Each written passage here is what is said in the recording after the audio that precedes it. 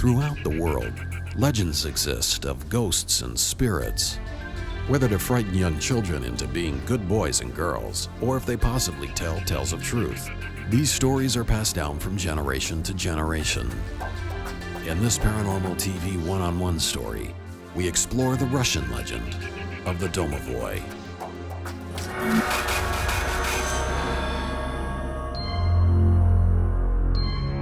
In Russia, there exists a legend of a spirit who can be in one moment a benevolent protector, and in the next, a murdering fiend.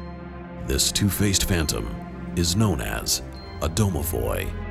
The Domovoi spirit probably dates back to before the 12th century. It comes from the word dom, which means house.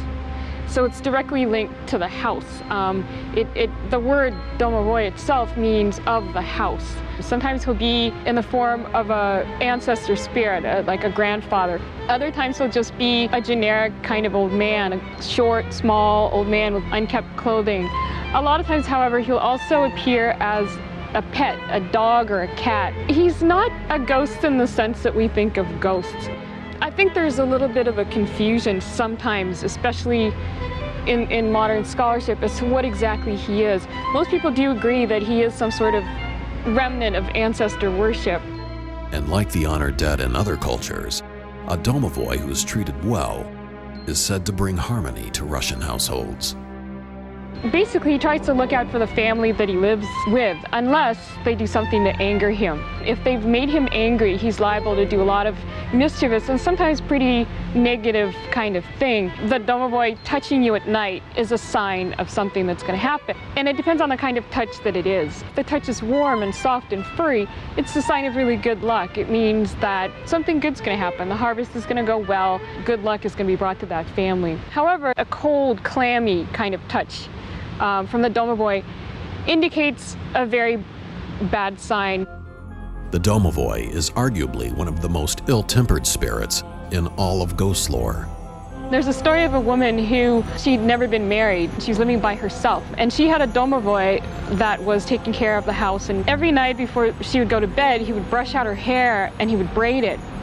And he warned her never to unbraid his handiwork. He said, if you ever undo the braid that I've made, I'm going to kill you.